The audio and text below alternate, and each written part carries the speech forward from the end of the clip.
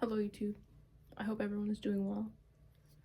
And in today's video, I wanted to talk about self-mastery and how our mind is a container. And so I think for a lot of us, when we hear the word mind, we also think about our thoughts, and that those two words maybe are a little bit interchangeable to us, our mind and our thoughts. But I wouldn't say that they're interchangeable, but one is a function of another. And what I mean is that our mind thinks thoughts. It holds thoughts. And we tend to remain heavily in the domain of our thoughts rather than this background aspect to ourselves, the observer, the part of us that is aware that we are thinking the thoughts. Because the thoughts themselves are not aware of themselves. But we do have a part of us that is aware that we're thinking thoughts. And because we lean more into the domain of our thoughts, we tend to identify with our thoughts more. We tend to believe the things we think are actually things that we think or that accurately describe us. And from our thoughts, we interact with the world. Our thoughts kind of lay the foundation with how we present ourselves in the world. An example would be if someone believes that dogs don't have consciousness, right? If that's a thought that's in your head, you're like, dogs do not have consciousness. You kind of interact with dogs in that way, or other animals in that way if it extends beyond that. We don't realize that it's just a thought in our head. But if we lean more into the part of ourself that is observant and is aware that we are thinking, we tend to realize that our thoughts just pop up.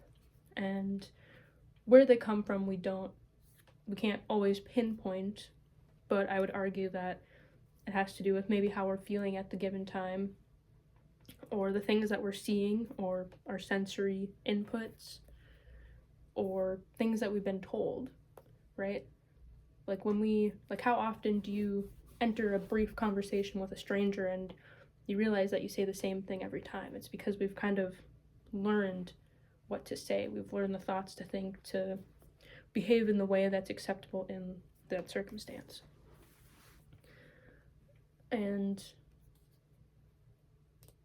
But if we lean more into the observer, right, we tend to realize that there is a space. We realize that our thoughts just pop up and we are not necessarily our thoughts, that we don't have to believe our thoughts.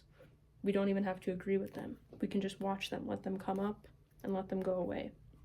And some thoughts linger longer than others. Some thoughts you really have to work through. And I think that's going to be more associated with how strongly you attach yourself to them, and it's going to be different for everyone. But for the most part, our thoughts come up and we can let them go. And it's in this letting go, or the awareness, when we lean into the awareness of our thoughts and realize that we're not our thoughts, it's when we shift from being a slave to our thoughts to a master of our thoughts. We begin to be able to use our mind rather than let our mind use us. And when the mind is using us, we are a slave. We are just doing whatever it says that we should do, right? We are acting in ways that align with the thoughts we're not completely conscious of. But when we become a master of our thoughts, we are able to A, pick our thoughts, or B, we're able to will thoughts into our mind. We're able to use it to think critically. I think that's an important one, critical thinking. And critical thinking doesn't necessarily mean that you become a philosopher and have to really dig into something and figure out the truth of it, but it's just thinking for yourself. And I think we don't always do that because we are very influential creatures, and the more we take in, the more we are influenced by it. And especially with the rise of social media and YouTube and now AI, we are constantly bombarded with other people's thoughts and ideas that influence what we believe or don't believe. So anyway, the main takeaway of this video is that we are a slave to our mind if we are unaware of our thoughts, if we do not create space, because it's from our thoughts that we interact with the world.